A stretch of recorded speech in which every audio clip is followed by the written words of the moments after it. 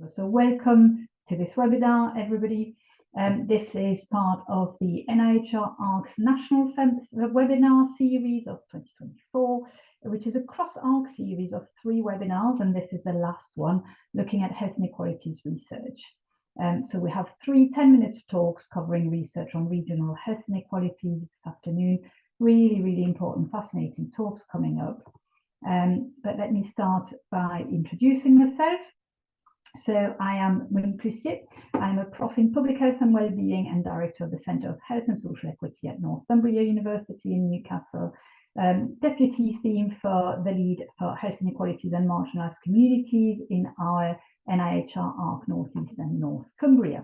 And for those who are with us this afternoon and are not familiar, we are a network of 15 applied research collaborations, ARCs, across the country that are funded by the National Institute for Health and Care Research.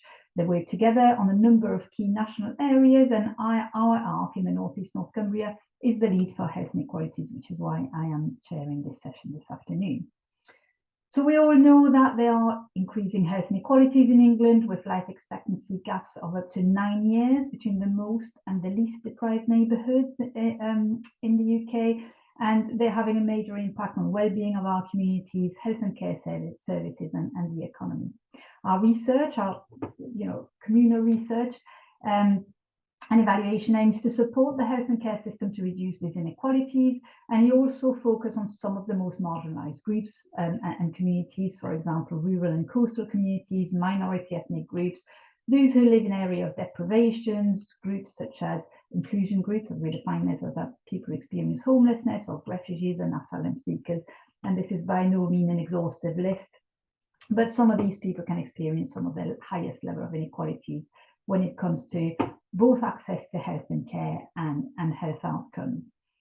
We've also have secured an extra £1.8 million of funding from the Department of Health and Social Care to lead the National ARCs Research Consortium for Health and Care Inequalities, and that funded 5 cross-ARC projects. So these are really large projects which are now either complete or near completion. So in terms of pragmatics, we're only 3 minutes in. We've got nearly just short of 300 people who've come on board. This is brilliant. Please note in the background our social media references. Feel free to use Twitter with the hashtag. And as I say, we've got 3 10-minute presentations. There will be 5 minutes question and answers. I will try and do justice to these questions. If we don't have time, the speakers will do their best to answer your questions as they go. Here is the program coming up. If you hover at the bottom of your screen, you have a little Q&A box. This is where you can put your questions in, and our speakers will do their best to answer them. Now, without further ado, can I introduce you to our first speaker, Dr. Luke Munford, who is Senior Lecturer in Health Economics at the University of Manchester and Deputy Theme Lead for Economic Sustainability as part of the ARC Greater Manchester. Just to add that we've got 3 ARCs represented, 4 with North East North Cumbria this afternoon, just to demonstrate that kind of cross-ARC working we're talking about. And Luke is going to talk to us about place-based inequalities in England, where are they, and what might cause them. Over to you, Luke. Brilliant, thank you. So hopefully you can see the presentation mode of those slides. Okay, so what I'm going to talk today about is place-based health inequalities, particularly from a Northern England perspective, but also pick up on some coastal health inequalities as well. And these statistics and implications is built on a lot of work that's been done, funded by the ARCs, particularly Greater Manchester, Yorkshire and Humber, North East North Cumbria, and North West Coast, where we've been working together to look at some of these problems. So just to set the background scene, so obviously deprivation and poverty and the lack of resources is a major driver of health and health inequalities. In England, we tend to use this at an area level using the index of multiple deprivation. But there's a huge variability in the prevalence of deprivation. So on average, over a third of the areas in the northeast are in the most deprived 20% of areas nationally, compared to less than 10% in the southeast. So as you can see, the more north you go, the higher prevalence of deprivation you have. And again, we can see that more clearly if we look at maps. So on the left is the local authority spread of deprivation quintile, and on the right is the lower super areas. You can see on average the north is much more darker red, and particularly the northern coastal area and some of the old industrial and deindustrialized areas have really high concentrations of deprivation.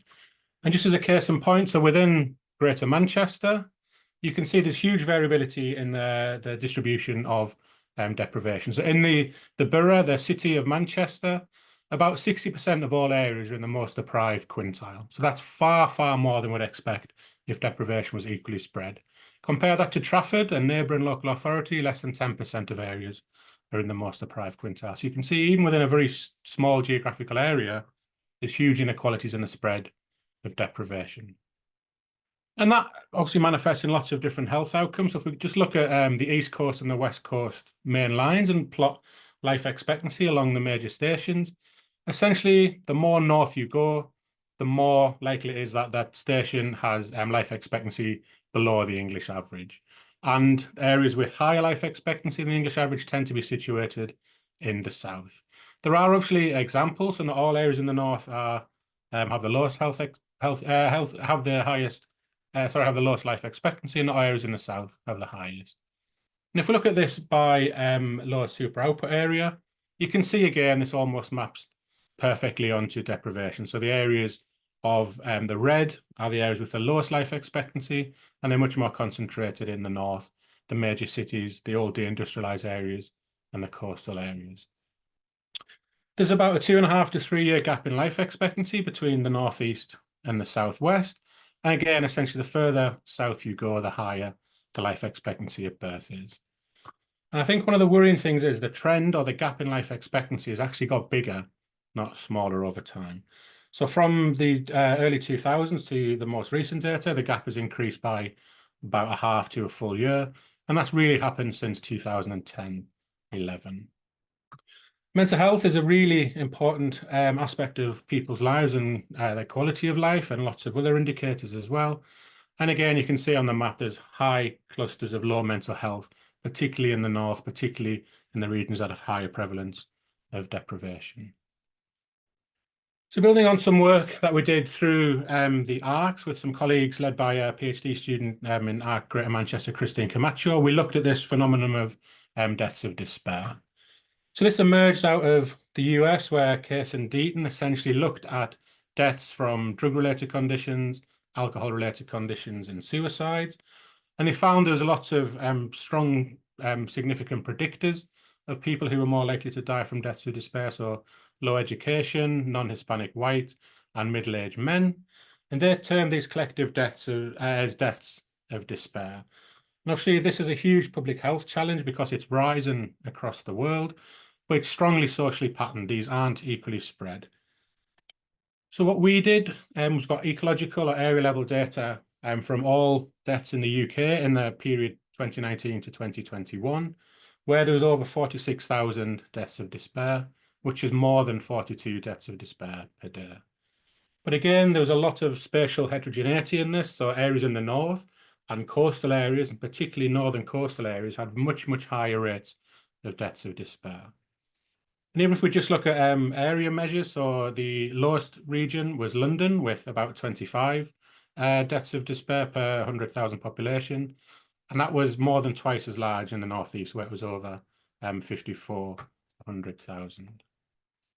So if we look at the local authorities with the highest rates of deaths of despair, they're much more common in the north. So Blackpool, Middlesbrough, and Hartlepool had the highest rates of deaths of despair. Where if we look at the lowest local authorities, they were all in the south, and London particularly had low levels in Barnet and Bromley, and then areas in the east of England had low levels as well. When we looked at the statistical relationship between predictors and deaths of despair at the area level, being in the north was by far and away the strongest predictor in our statistical models. Coastal areas had a much higher deaths of despair rate than inland areas, and being in an urban area compared to a rural area as well. Areas with a higher white ethnicity population had increased rates of deaths of despair, as did areas with higher rates of single-person households. And then economic drivers are the rate of economic inactivity, the unemployment rate, and being employed, but being employed in elementary occupations, which tend to have the biggest job turnover, the lack of security, and the lowest wages. So these were things that were really important in explaining deaths of despair.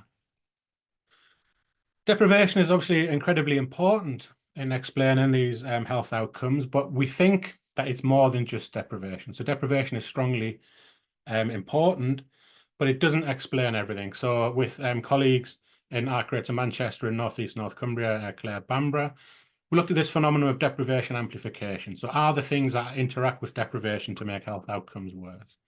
And we did this using mortality data from the COVID-19 pandemic. Essentially, if you compare equally deprived areas in the north of England with the rest of England, the deprived areas in the north had higher rates of mortality than equally deprived areas. And if you look at the most deprived quintile, the rate was statistically significant. So obviously, the deprivation gradient in the north and the rest of the country, but even when we factor out deprivation and compare equally deprived areas, being in the north had an additional penalty to people's probability of dying from COVID-19. So one of the things that could explain this is this concept of a left-behind neighbourhood. So deprivation interacts with community needs and community assets and social infrastructure. And we're asked by an all-party parliamentary group to work with the ARC infrastructure to look at health outcomes in left-behind neighbourhoods. So left-behind neighbourhoods are very spatially patterned, so they're much more common in the north of England. They're much more common in coastal communities, and they're much more common in urban areas. And if we look at health outcomes, the prevalence of health conditions in left-behind neighbourhoods, we compare that to equally deprived but non-left behind. So they have social capital, they have community investment, they have social facilities that people can use. Left-behind neighbourhoods on average do worse than equally deprived but non-left behind areas, and typically much worse than the English average. So if we put all of this together, we see that some communities are caught in these vicious cycles. So some communities have low levels of physical capital, social capital, institutional capital, finance and resources. They have low levels of human capital, and these things all interact to lead to worse outcomes for those places. So people have lower quality of life. The places tend to get less investment than is needed, and this leads to worse health and well-being outcomes, but we've also shown that it leads to lower economic outcomes, and economic productivity is lower in these areas, and health inequalities can explain some of this. The government or the previous government had this levelling up funding to try and address some of this. With colleagues in ARC-GM, we looked at this, and there was some disparities about the need and the amount of money that funds places were given by this fund. But the idea is that there are things we can do, there are policy levers that can be explored to try and break some of these cycles. And just a quick thank you to some great co-authors who've been involved through the Northern Health Science Alliance and the Northern ARCs. We've done a few reports in this topic, and I'm very happy to share links with these if anyone is interested. So thank you very much for the opportunity to share some of the work that we've been doing in ARC Greater Manchester with colleagues across the north. Thank you, Luke. That was brilliant, and brilliant keeping to time as well, which is much appreciated. We do have one question. So it's a graphic that Luke's talking about. It's talking to you about capital and cycles from a particular paper. So whether you could share. That is something we're currently working on. So it's very much work in progress, trying to bring all of the work on health inequalities back together and work out what the policy levers are and how government funding, particularly needs-based funding and capitation and proportional universalism, can be used to tackle some of these key capitals. So watch this space, as people say. We're all looking forward to reading more. It's fascinating. Thank you. And somebody else is asking, what funding or policy approaches do you think have the potential to address these challenges? Well, again, I think a bigger investment in prevention, but from a social determinants of health rather than health behaviours lens would be incredibly promising. The levelling up funds do have the potential to make a positive difference, but it needs to be allocated in the correct manner. So, for example, the paper I mentioned where we looked at levelling up funds, where local authorities were encouraged to bid, that disproportionately disadvantaged deprived local authorities because they didn't have the resources to invest in the competition. Whereas if you base it on needs-based formulas, which are sort of linked to the formulas for allocating health and care resources, those fundings had much more equitable outcomes. It still wasn't perfect. Need still needs to be incorporated much more clearly into some of these funding allocations. But this idea of proportional universalism and using that as a tool to tackle some of this, I think, is the key thing. And obviously, Kate's going to talk about this, but investing in the right people and young people, and you can look at these intergenerational effects and what we can do to tackle these problems. Obviously, a lot of these health inequalities have their origins in early years, and what we can do in that space is critical for the long-term trajectories of some of these inequalities. That's great, thank you, and a good introduction for in a couple of minutes for Kate's talk. Just one more question, perhaps, and I'm trying to pick, and I'm trying to do it justice because there's lots of questions firing up.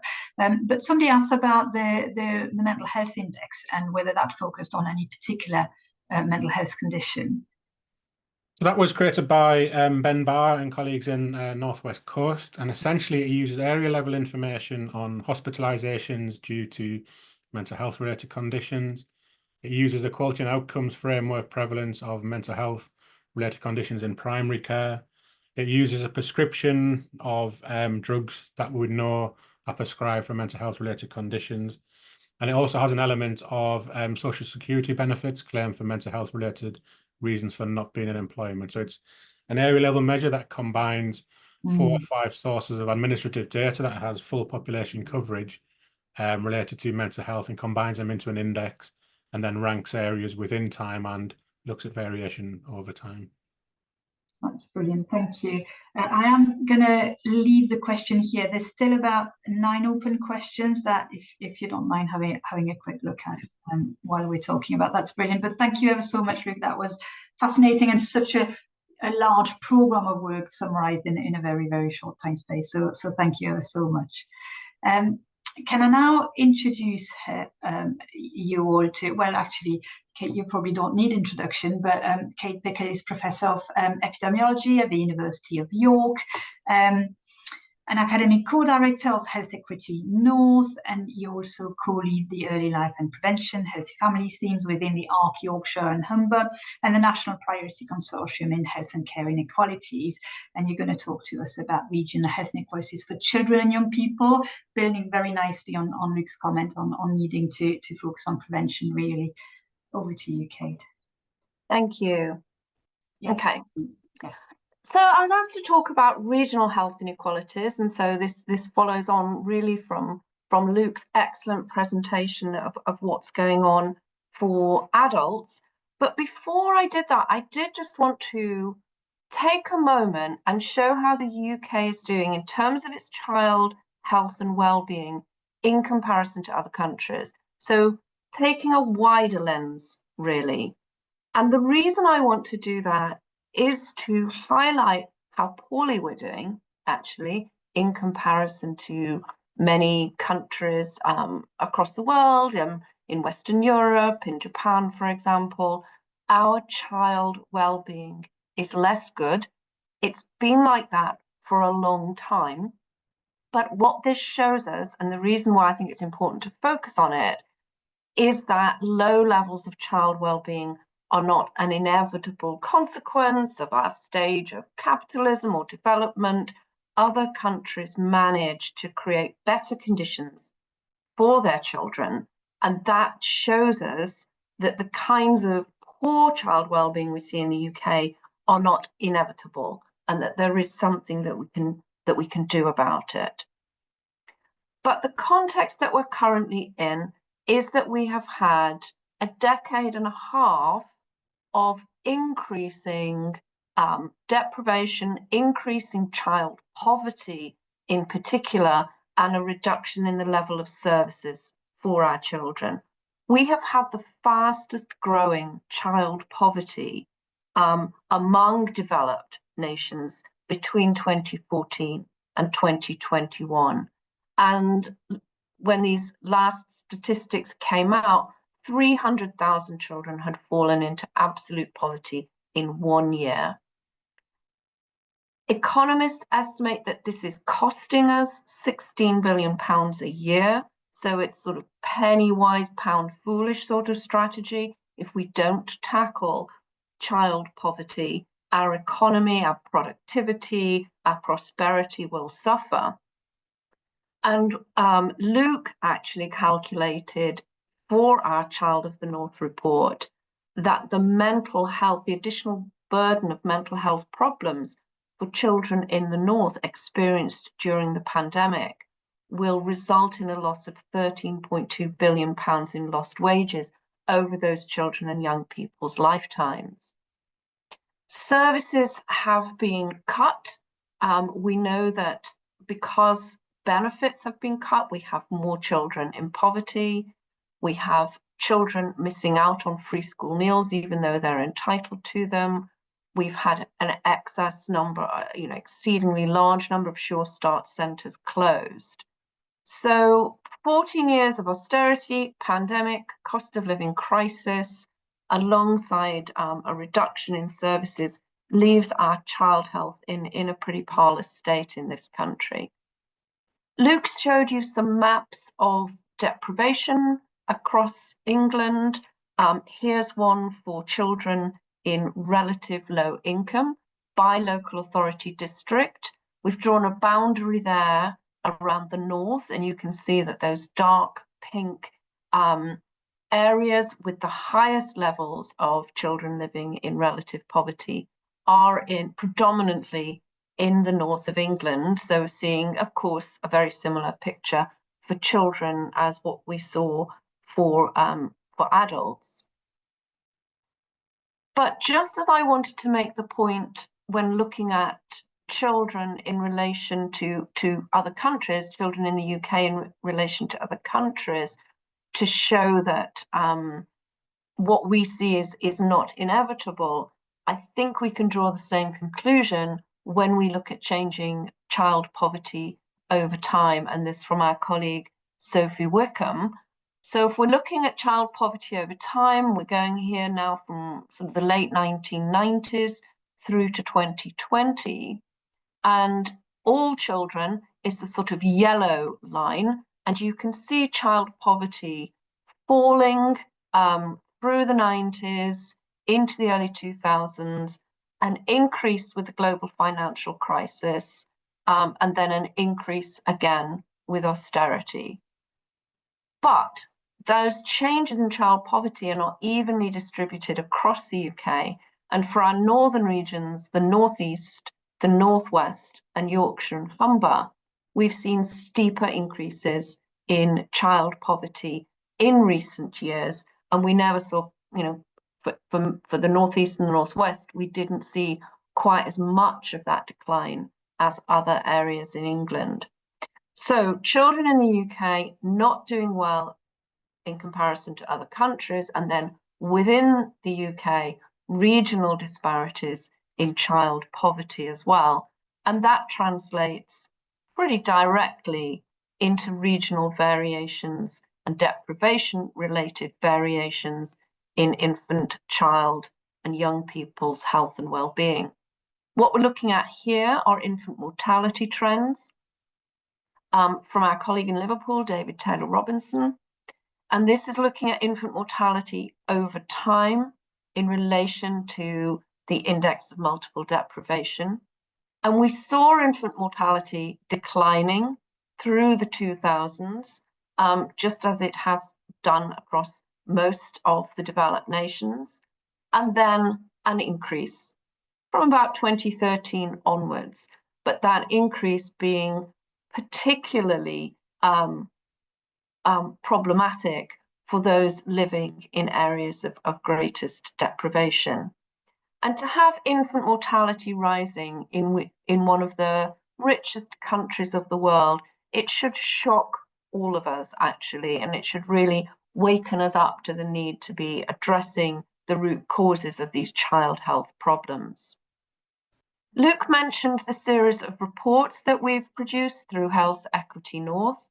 and with the N8, so the Child of the North report. We've also reported on the cost of living crisis, on the links between educational and health inequalities, and on children in care. You can find all of these online, and they're free to download, obviously. There is also a series of Child of the North reports being produced in collaboration with the Centre for Young Lives and the N8 during 2024. The most recent of those has been on dental health. And again, those are easy to find online. So we're putting out a lot of evidence describing these regional health inequalities for children. And just to highlight a couple of things from the Child of the North report, we found that prior to the pandemic, we saw much larger cuts to Sure Start children's centres in the north of England compared to elsewhere. So £412 of cuts per eligible child in the north compared to only 283 in the rest of England. Another thing to highlight, during the pandemic, children in the north were lonelier than children in the rest of England. So 23% of parents in the north reported that their child was often lonely, compared to 15% of parents in the rest of the country. And important to think about that as a precursor of depression, anxiety, and other mental health problems. And we know that social connections are as important for children's well-being as they are for adults as well. And these are things that are likely to have lifelong impact on children's well-being, affecting their health across the life course. I mentioned the 13.2 billion that will be lost in wages over their working lives to children in the north because of the mental health conditions that developed during the pandemic. But we've also estimated, Luke has estimated, that the loss of learning that children in the north experienced during the pandemic will translate into £24.6 billion in lost wages over their lifetime. So the consequences of our regional disparities in health and educational well-being have a major impact on the UK economy. Our most recent Child of the North briefing has been related to infant mortality. I mentioned infant mortality rising over time in the UK and how shocking that is. It continues to turn upwards. You know, the uptick that we've seen continues. We see 4.7 deaths per 1,000 live births in the more deprived areas of the country, compared to 2.8 in the least deprived. And so we're talking about 2,240 deaths in 2022, a rise over 2021. And the increase in infant mortality is largely being driven by those northern regions. So West Midlands actually has the highest rate, followed by Yorkshire and the Humber, and then the Northwest. And last week we launched our Woman of the North report in Parliament, looking at the lives, the livelihoods, the well-being of women and girls in the north of England. And I think some of these statistics were quite shocking, finding out that women earn less in the north of England. They provide more unpaid care. £10 billion is contributed in unpaid care to the UK economy each year by women in the north of England. And then in this report, we also uncover inequalities in mental health, inequalities in the experience of domestic violence, inequalities in reproductive health and infant child well-being. These are profound inequalities affecting women and girls across the north of England. Now, this is an ARC event. I co-lead the early life and prevention theme within the ARC for Yorkshire and Humber.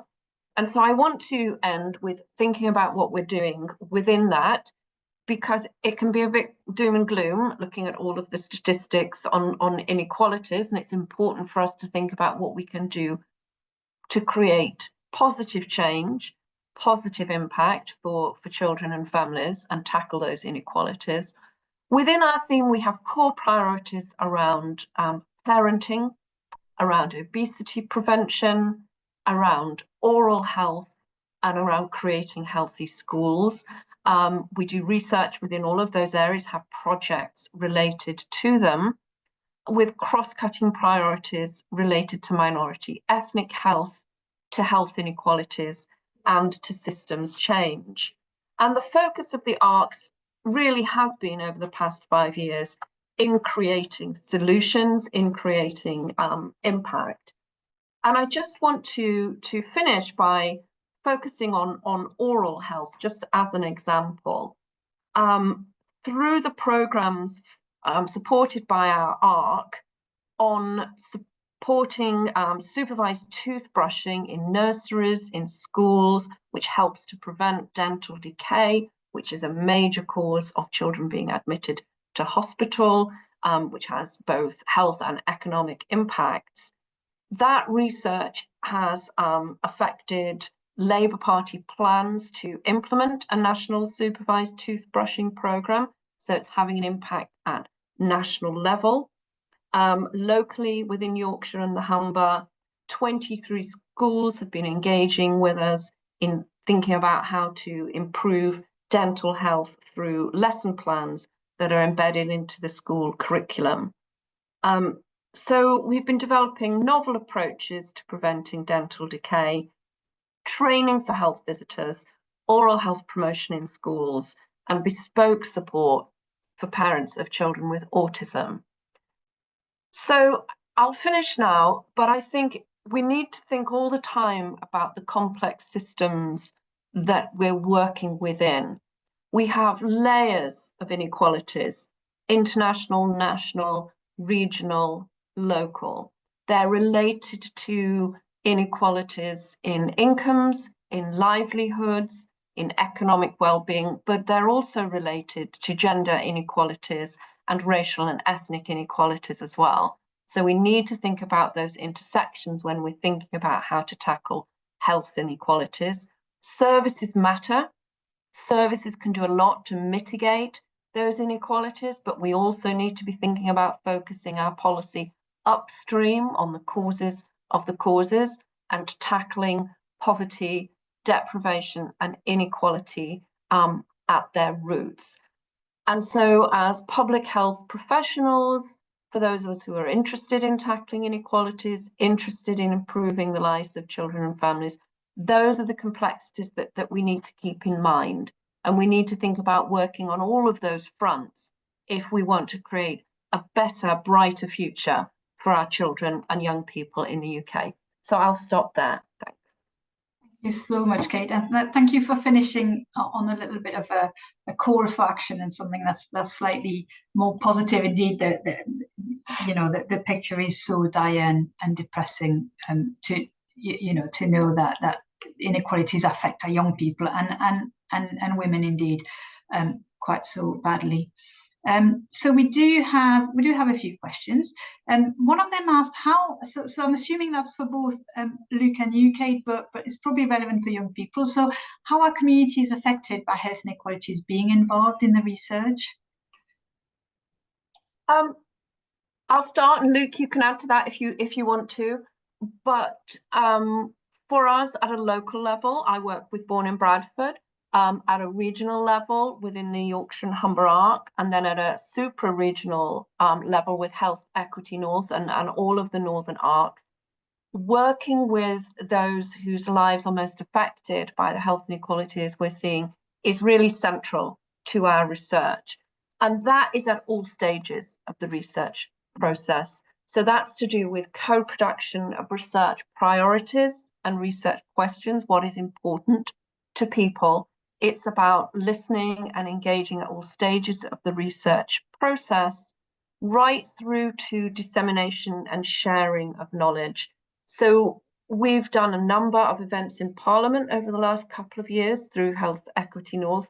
We always have people present at those who can speak to MPs from the perspective of their lived experience. Those are usually the most powerful voices in the room, and MPs do want to hear from them.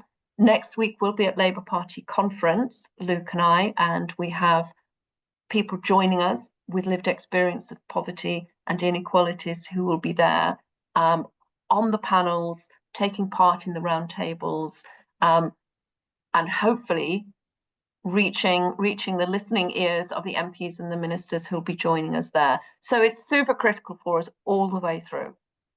Brilliant, thank you so much. Thank you for providing people a voice as well. It's so critical. Perhaps another question. Somebody asked, how was loneliness measured for young people? In that research, loneliness was measured by parental report. Right. Now, that's obviously a proxy measure. It came from a particular survey. When you're asking children about loneliness, how you do that depends very much on their age. So in some of our work with our children in Bradford, who are too young perhaps to understand loneliness as a concept, we ask them about friends, you know, the number of friends they have, and we can take that as a proxy for loneliness. There are good measures for older children and good measures for adults as well. But in that case, it was parental report. And we have to recognize that sometimes they'll get that wrong, and sometimes, probably most often, they will get it right. Of course, yeah. Well, thank you ever so much for that. In the interest of time, I'm going to have to cut the questions there, but if you don't mind looking on the question and answers and see whether there are other questions you might be able to address, that's brilliant. Thank you ever so much, Kate. That was such a powerful and interesting and energizing talk, in the sense that you know, we all need to contribute to tackling these health inequalities as much as we can. Now let me introduce you all, last but not least, to our third speaker. So Nisreen Alwan is Professor of Public Health at the University of Southampton and an honorary consultant in public health at University Hospital Southampton NHS Foundation Trust. She's also deputy lead for ARC Wessex Healthy Community Themes, and will talk to us about predicting childhood obesity. So there's a really nice follow-on from Kate's talk, and links to food insecurity in the UK as well. Over to you, Nisreen. Thank you so much for this introduction. I have just received the reins from Julie as theme lead, so sorry for not correcting that information, but yes, I'll tell you very quickly about our theme. So I'm from representing NIHR ARC Wessex. Here in ARC, very quickly to let you know, the research themes are, as you can see on the screen, aging, dementia, long-term conditions, workforce and health system, and our theme is healthy communities, which includes a lot of the public health research that we do. We also have hubs for social care and mental health hub, as well as an aging, dementia and frailty national priority program. So healthy communities theme is really all about health inequalities. You know, the research that we do within the theme all sort of is relevant to the agenda of health inequalities. The sub-themes are look at good start in life, health determinants, wider health determinants, prevention, early detection, and health justice. So what I'll do is I'm going to take over from what Kate said around, particularly around the theme of children, young people, and also about involving people whose lives are affected by health inequalities. And I'm going to give you some examples of a couple of projects around that. So the first that we conducted as part of NIHR ARC Wessex. So the first one is about child obesity. So child obesity is a major public health problem, and it's a major health inequalities problem. So it remains that, you know, children living in the most deprived neighborhoods are twice as likely to have obesity compared to those in the least deprived. So what we did is we actually try to look at tools in order to, you know, to address the prevention of childhood obesity from early age. We used routinely collected data. So these are data from the population from Hampshire in Wessex. That's the slope population-based link cohort. So this is NHS data linked to National Child Measurement Programme data, as well as health visitors sort of recording data. And we came up with a model. The aim was to come up with a model to predict the risk of child obesity, applying this model very early in life, early in pregnancy, or at birth, or after birth within the first 2 years of life. This work basically included prediction modeling. We validated that prediction modeling using Bourne and Bradford data, so that can really quite different population to our population in Hampshire. In terms of, and the composition of ethnicity, obviously distribution of deprivation, but also it was cohort data as opposed to routine health data, which we used in the model. And Nida Ziaduddin is a member of our team. She led this modeling work, and basically it came up with the usual suspect in terms of what that model includes. And those variables, I will not kind of say them all, you can see them on the screen. They vary a little bit in terms of whether you apply that model in pregnancy or shortly after birth or sometime in the first 2 years of life. But these are the important variables that can predict. And it was a quite good with strong prediction, and also it was validated, strong in terms of validation of Bourne and Bradford cohort, so it's quite robust. So we created this tool as part of this ARC project called the Wessex Friends Family Risk Identification Decision, and the aim of the tool was really to be used in interactions that the health visitors have within a program, an enhanced health visiting program. So this is a program where some families get many more health visits than the kind of the standard 5 that most people get. And within those interactions, the tool we tested the feasibility and usability of that obesity prediction tool.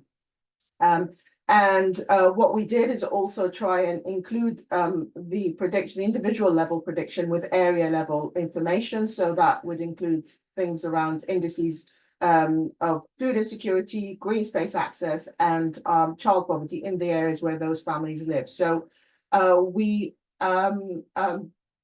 applied this, and we did some interviews with the parents, but also with the health visitors to understand whether that sort of high risk approach, which is not necessarily the right approach, but it is one approach in terms of identifying risk. What does it, how does it work? And we there's a lot of data coming from this, so I'm just going to highlight one aspect, which is what the health visitors working in those enhanced health visiting sort of setting with disadvantaged families thought. Health visitors really thought that was it was nice to have the tool because it would structure those conversations around healthy weight around it, so around some sort of data or around some sort of risk prediction measure that they could communicate. There was a bit of conflict between kind of the need for transparency in terms of the risk, but also there were some concerns with or without the tool really when talking about obesity in terms of causing offences to sensitive subjects, etc. They felt that using something like a tool could save time, so to cut to the chase in terms of those conversations. And provided opportunity for sort of health promotion and making conversations earlier. So there is space for tools like this in terms of those conversations, but it was also felt by the parents as well that there needs to be an intervention introduced in those conversations in terms of what can we do if high risk is identified, but also what happens when low risk is identified? Does that mean nobody should care about the risk of future child obesity, etc.? So it is a prediction tool. It's not 100% proof. So there's more work to be done on this. Linking to this, I mentioned that we, as part of that risk estimation, we did look at sort of areas of food insecurity. So we went on and did some more work in the ARC Wessex around determining the impact of food insecurity in young families and testing interventions. So this is really about accessing food aid interventions. So the aim was to assess the impact of challenges to the feasibility of planned food aid interventions in Wessex, because we wanted to support the prioritization local government of how they can support those food aid interventions. So the specific intervention we looked at was food pantries. So these are the level up from food banks where families can kind of pay a nominal fee. So here you can see there's a fee between, £3.50 or £5 for a certain number of items of food, so they can access it every week.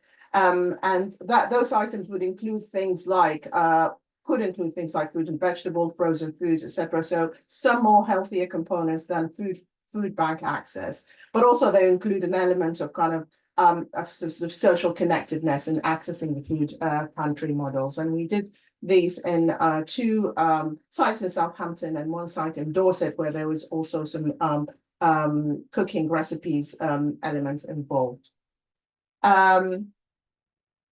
We assess food insecurity by using, the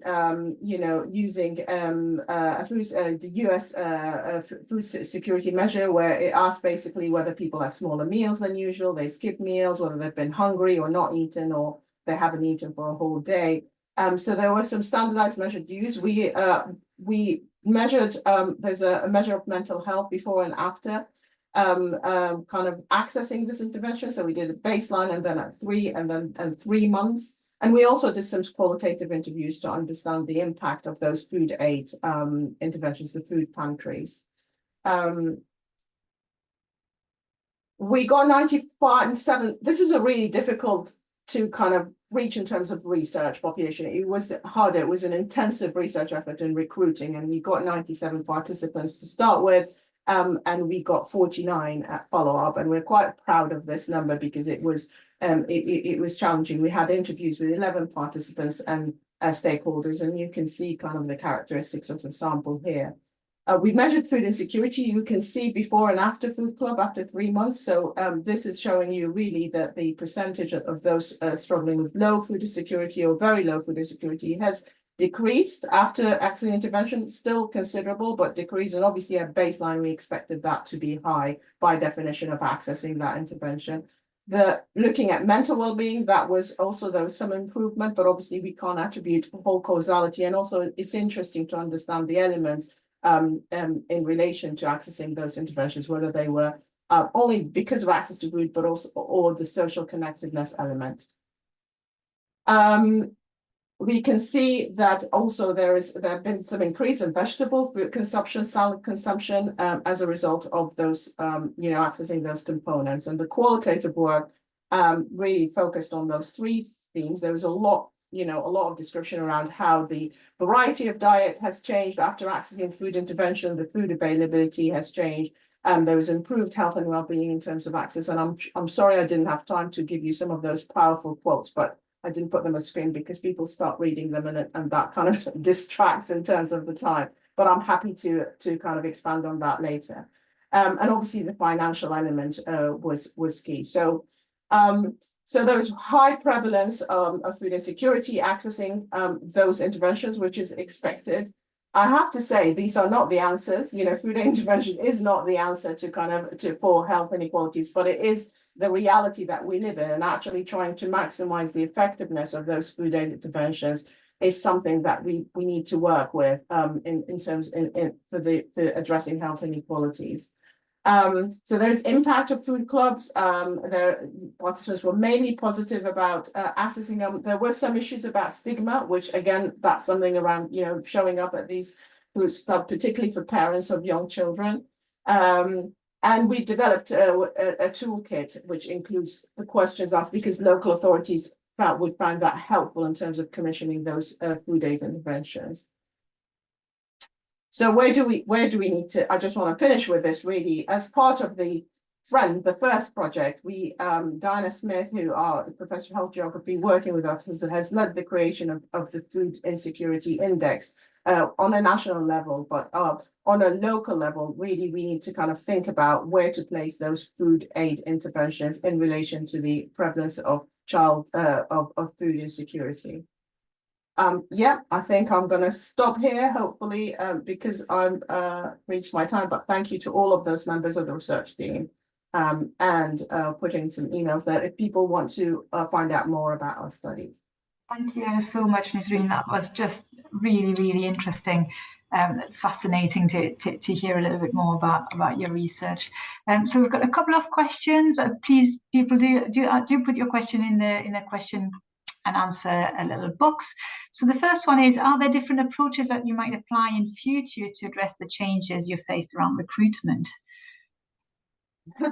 Bearing in mind you were really successful, right? So, well, we did aim for more, but we were proud of what we get. And I think there is no way around that intensive research. You need people to go, you need the research team to go to those intervention sites and establish those relationships and keep going, you know, so that you can recruit. So that intensive research effort in terms of time and resources, I really can't see a way around that. We did have partners, we had a lot of partners, and we established a relationship with the volunteers. That's important, but it was too optimistic to think people integral to the intervention would actually do more of the data collection bit. It needs the research time, and I think that needs to be factored in, and research funding proposal and funding committees need to be really kind of open and to be convinced about that. It's needed. Yeah, absolutely. Absolutely, and particularly when we're talking about people who are in particular positions of marginalisation, right? They don't always consider research as a priority. So we also have an ethical duty, aren't we, to consider, you know, what is right, what demands is right to put on people. And I also would like to add that we did have a small you know, kind of voucher, you know, shopping voucher as a thank you, and I do think that's important as well. And I think we are moving into and maybe more perspective that these are for participants from more disadvantaged background. Before, we used to kind of frown upon sort of those incentive to participate in research. I think it's the opposite now, where it's questionable if you're not offering that sort of kind of slight thank you or reimbursement. Yeah. And most funders now support that, don't they? So which is good. Building on that, somebody asked, but I think you've alluded to that.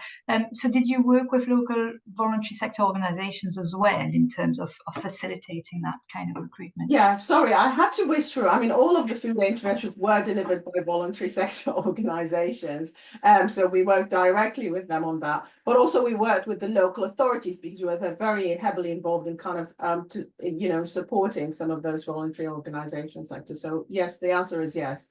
And a lot of time and resources in being invested. And that's kind of the beauty of the ARC, in that you can have those partnerships locally and regionally and kind of build them, and then maybe build on them over time with different projects as well.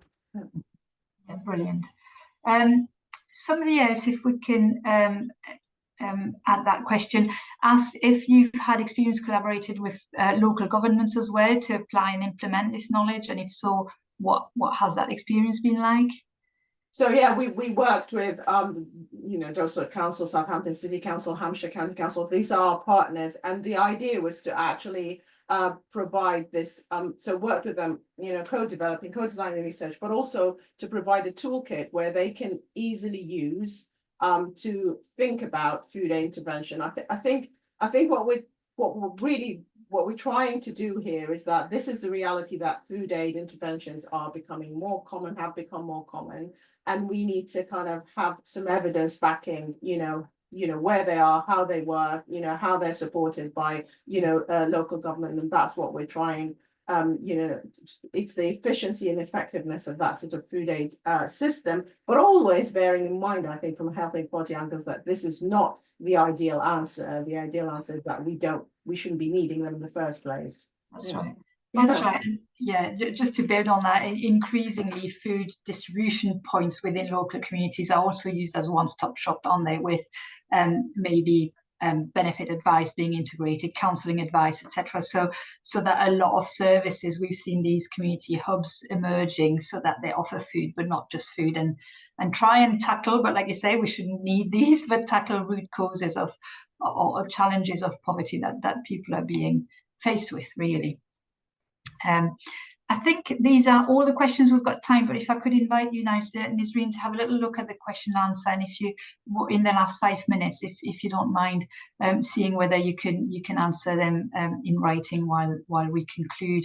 That leaves us just 4 minutes, and I feel an immense pressure to summarise what's been said this afternoon. We've had 3 absolutely outstanding presentations, and I'm not sure I can do it justice, but I think the key the key messages for me as really things that jumped at me was, Luke, you reminded us about the death of despair, and I really would encourage people to read these papers related to that. It's well, depressing, but also it is the reality that we all need to confront ourselves with to try and understand, where all this comes from. But really helpfully, you highlighted that these deaths of despair are linked to being in the north and coastal and rural areas, urban areas, but that deprivation doesn't explain everything, and we've got these left behind communities that lack a number of capitals: social capital, financial capital, structural capitals, etc., and are stuck in vicious circles really of negativity that impact on people's health. And then Kate, you really powerfully highlighted to us the impact on children internationally, where we're at in the UK in terms of the well-being of our children, the financial consequences of that, as well as the moral obligations that we have to our children to ensure that they have the best mental health and well-being they can possibly have, really.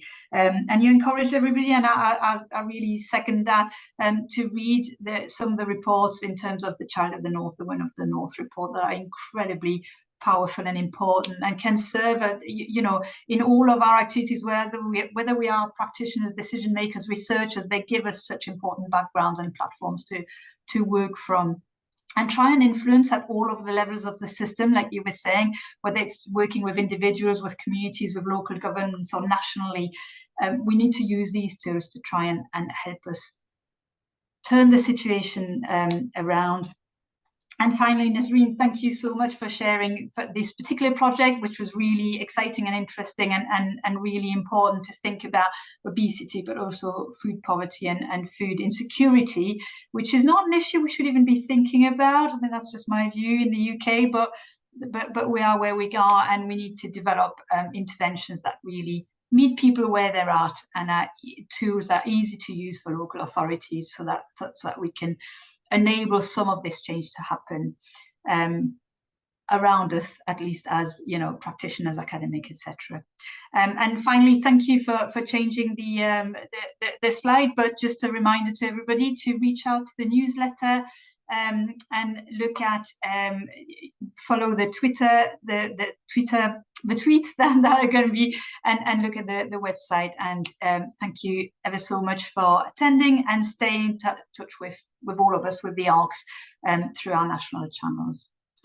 Thank you very much. We're finishing 1 minute early, which is marvelous given everything we've shared this afternoon. Thank you to all the speakers.